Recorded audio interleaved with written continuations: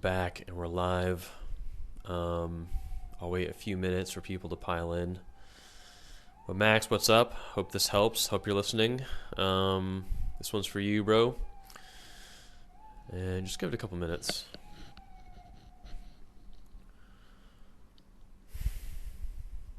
This may end up being a private message after all.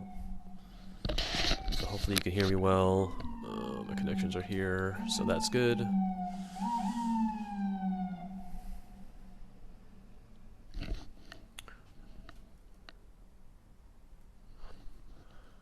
I think we'll just give it like 2 or 3 minutes. So, hey, what's up? What's up, OG Joel? We'll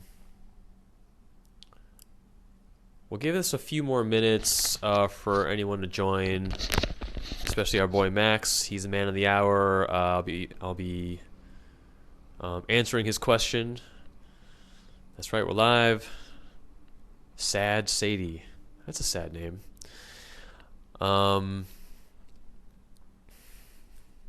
Yeah, I'm just, I'm psyched to answer all your questions. It's obviously very flattering for me that anyone would ask me something. So,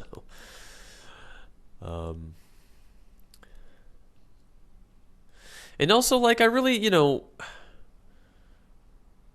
as someone who has this channel, what I notice, what's up, Jaren? What I've noticed is that people who have a lot of followers, when you go to their page, it's like they're only following like 3 people. And like, really, you have 51.2 million followers and you're following 3? Like, there's only 3 people that you like? Like, I think you kind of do it to be cool, I think I did that at first too. I'm like, ooh, I'm not going to follow anyone. And then I have all these followers. That means I'm desirable. But then I was like, that's fucking stupid. I want to know who's following me. I want to engage. You guys are engaging in my story. I want to engage in your story. So that's kind of where I'm at. Let's see, what time is it? It is, like another couple minutes, and then we'll get started. So thank you for joining me on a Monday after. Is it Monday? Yeah, Monday afternoon. I no longer know what day of the week it is. Ha ha ha. What are you guys at work? What are you guys doing right now? I remember when I worked. This is like the hardest way to make an easy living, I think. But yeah, like I want to remain engaged and just see how far this thing can go. As far as like next live sessions go, or like the one where I do the giveaway, I think I want to do that like sometime this week, and so I'll put it on the thing. Work. I mean, work is good. I just can't like. Oh yeah, the T-shirt. Work is good. I just couldn't find something that I wanted to do for money. What could I do for money? I don't know.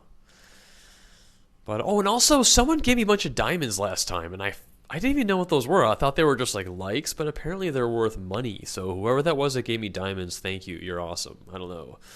I appreciate that very much. I kind of want to give them a shout out. Yes, I should do a T-shirt. I should do an NFT. These are things that are on my fucking list.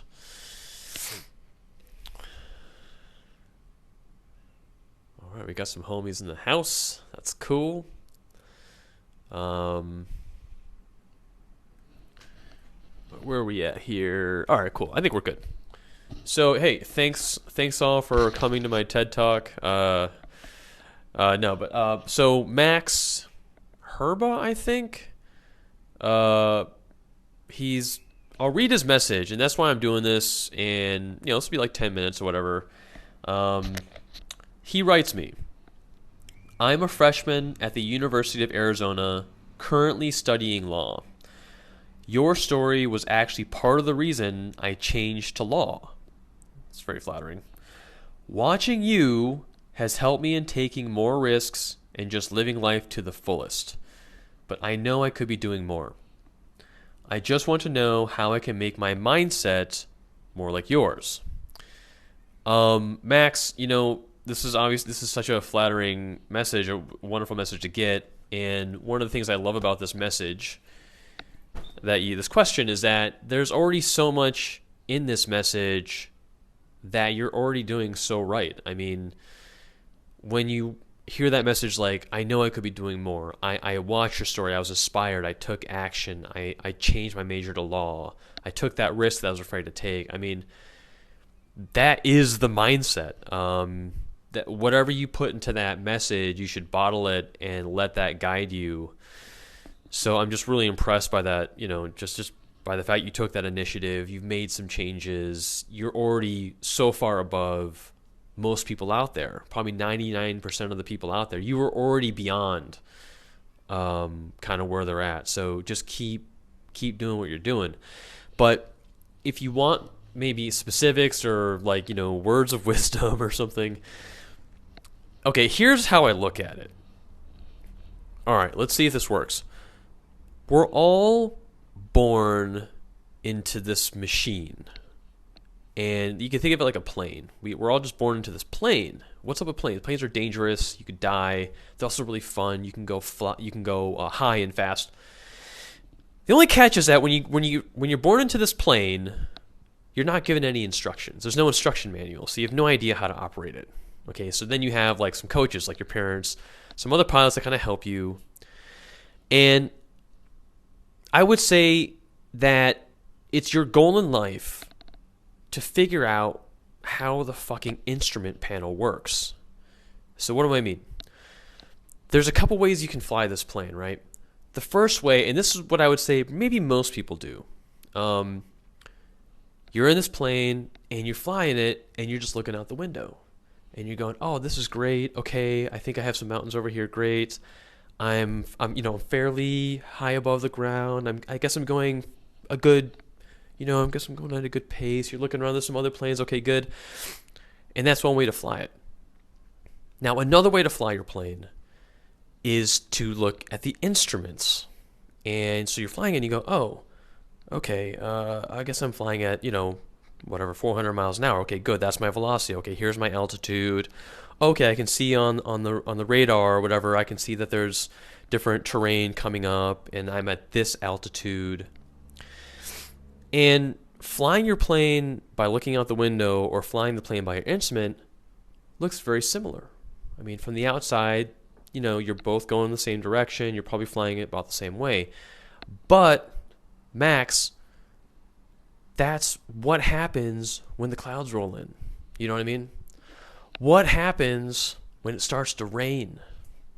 When the sun goes down, you can't see out that window. It's too cloudy. You're looking around. This fog. You're surrounded by fog. What do you do then? You know what I mean? You can't fly by the window when things get hard. What you have to do is you got to check those panels. A good pilot will check the instruments and go, okay, I can't see anything, but I know by this instrument here that if I just fly 3 degrees south or my altitude looks like it's dropping, let me just bring it up a little bit. Whereas a person flying by the window, they can't tell. They just go, they just flying like, okay, I think I'm going right. I think this is. So I would say your mission in life is really to figure out that instrument panel. Once again, that panel does not come with instructions. You know what I mean? You don't know how to operate them. And your goal is to figure out, okay, what does this instrument mean? What does this mean? And that's what I was saying with your message was like, so I was reading some of these. With your message, it's like something about that message, something about my story lit up your instrument panel. Maybe your panel said, oh, hey, Max, your altitude's too low. You need to fly higher. That story was inspiring you to go higher. Or maybe it was like, hey, you need to fly faster. Something resonated with you in that, and that's a clue for you. You know what I mean? Whatever lit that inside you, that's a clue, and this is how your instruments work. For me, when I decided to take this risk on Bitcoin, I was my instruments were saying, I just can't. The way I'm going right now, I can't do it. I know that I don't want to work for money. I can't think of something that I want to do for money. I don't want to do art for money. And I just felt like I was stuck. I couldn't do anything. Now, sometimes your instruments lead you off a cliff. You know what I mean? Sometimes you read the panel and you go, oh, God damn it, fuck, that means I have to do this scary thing or this thing that doesn't make any sense. that's what I've learned throughout the years, and it's through a lot of trial and error. It's through a lot of pain. But yeah, so my instruments from Bitcoin, like I was like, this is my way out. I'm gonna take this crazy risk. It's not for everyone, but it's what my panels were telling me. You know what I mean? I can think of one other example of, and I've told the story before, but I remember like back in college, I was super super shy, and I hated people. Whatever, I just had all these issues. I didn't know how to deal with people, and I was inspired by a book. I read this book called The Way of the Peaceful Warrior, and basically, I'm not sure what about that book exactly, but I remember I was like, I want to open up to the world. I want to welcome the world instead of shutting it out, which I just realized that's what I was doing.